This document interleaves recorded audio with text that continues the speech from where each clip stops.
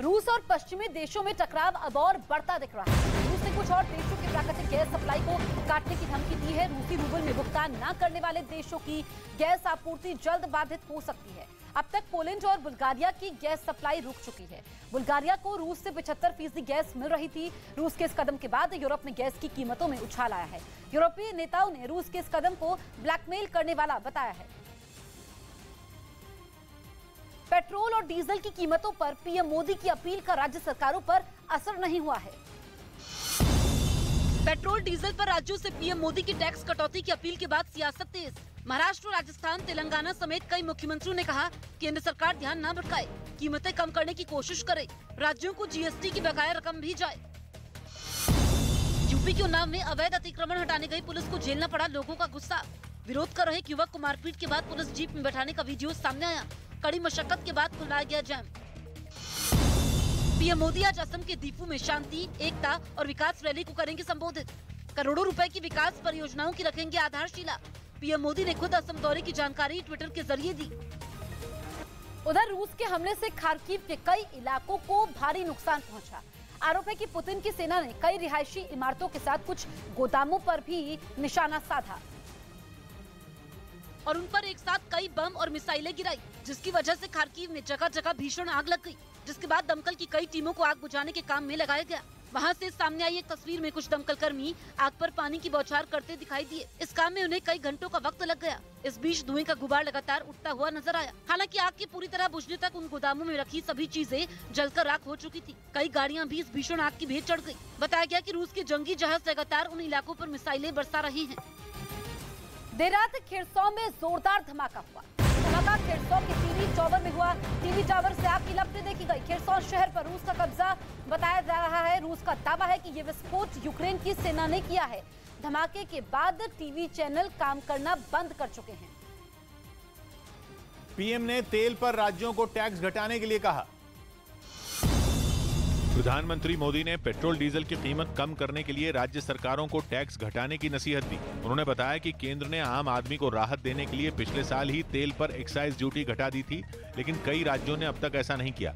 VAT कम करके इसका benefit पहुंचाइए। Telangana के मुख्यमंत्री के चंद्रशेखर राव ने हैदराबाद में अपनी पार्टी टीआरएस के 21वें स्थापना दिवस समारोह में हिस्सा लिया। इस मौके पर उन्होंने देश में एक नए राजनीतिक विकल्प की जरूरत पर जोर दिया और इसमें अपनी पार्टी की बड़ी भूमिका होने की बात कही। उदय भान को हरियाणा कांग्रेस का अध्यक्ष बनाया गया। उदय भान को पूर्व सीएम भूपेंद्र सिंह हुड्डा का करीबी माना जाता है।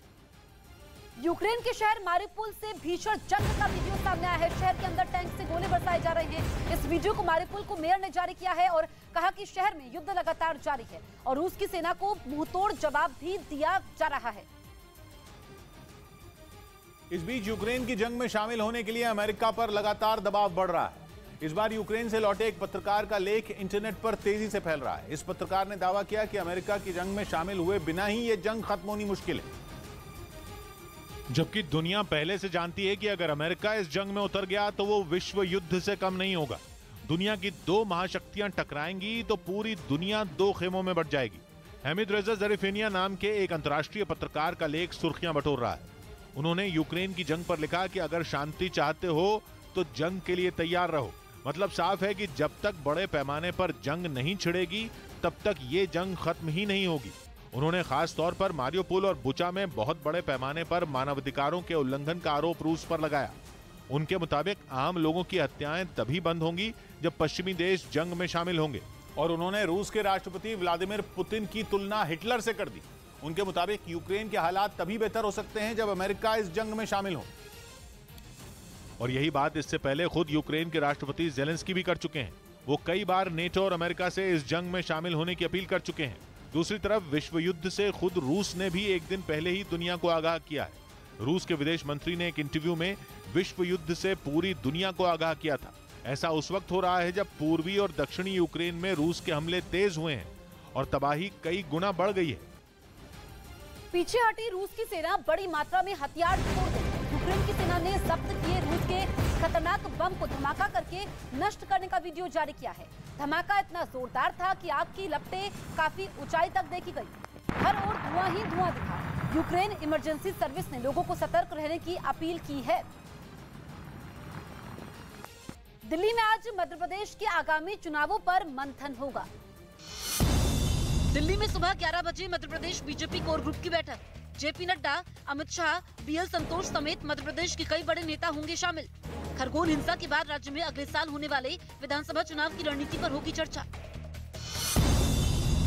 अखिलेश यादव को चाचा शिवपाल की दो टूक, बीजेपी में भेजने की जरूरत नहीं, पार्टी से निकाल देना चाहिए। आजम खान के साथ जुल्म पर समाजवादी पार्टी को जो करना चाहिए था नहीं किया। पहले भी कहा था, अब भी कह रहा हूँ। अगर यही भाजपा में भेजना है तो फिर निकाल देना चाहिए उनको। पटना के हज भवन में आज जेडीयू का रोजा इफ्तार आयोजन। लालू यादव और तेजस्वी यादव समेत आरजेडी के कई नेताओं को मिला न्योता। उधर यूक्रेन के जापोरिजिया में रूसी हमले में कई इमारतें तबाह हो गई।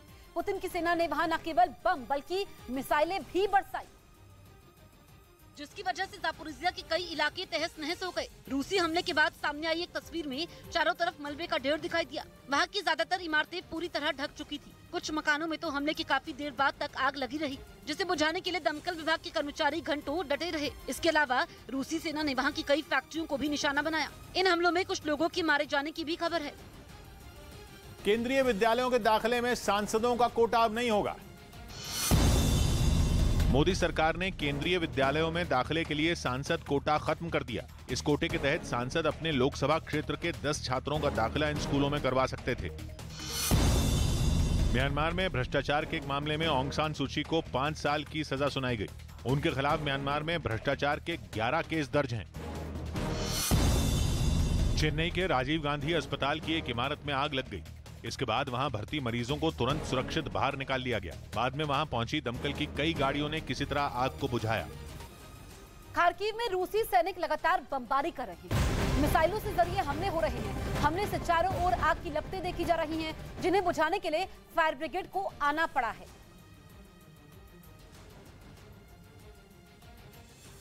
वहीं यूक्रेन से जंग के बीच रूस की बेहद घातक मिसाइल कलिब्र पनडुब्बी से दागी गई।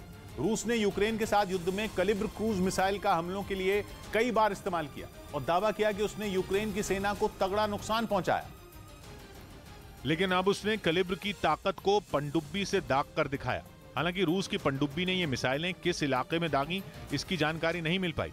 लेकिन उसका जो वीडियो सामने आया उसमें एक पनडुब्बी से एक के बाद एक कई मिसाइलें निकलती दिखाई दी। रूसी पनडुब्बी ने इसी तरह कई कलिब्र मिसाइलों को आसमान में दागकर उनकी ताकत दिखाई। और ये तस्वीरें जंग के बीच यूक्रेन की चिंता को और बढ़ा सकती हैं, क्योंकि एक दिन पहले ही यूक्रेन की मीडिया की तरफ से ये दावा किया गया था कि रूस ने क्राइमिया में तैनात अपनी पनडुब्बी में कलिब्र मिसाइलें लोड कर दी। मतलब ये कि समंदर के रास्ते यूक्रेन पर हमले का खतरा और बढ़ गया, क्योंकि इससे पहले भी रूस ने समंदर से ही कलिब्र मिसाइल को यूक्रेन के कई शहरों पर दागा था, जिसने वहां भारी तबाही मचाई थी। ज़ेलेंस्की की चिंता इसलिए भी और बढ़ सकती है क्योंकि कलिब्र कोई आम मिसाइल नहीं है, बल्कि ये परमाणु हथियारों को ले जाने में भी सक्षम है। यही नहीं, खबर तो ये भी आई कि रूस अब इसकी मारक क्षमता को बढ़ाने में जुटा हुआ है, जिसके बाद कलिब्र क्रूज मिसाइल और भी खतरनाक हो जाएगी।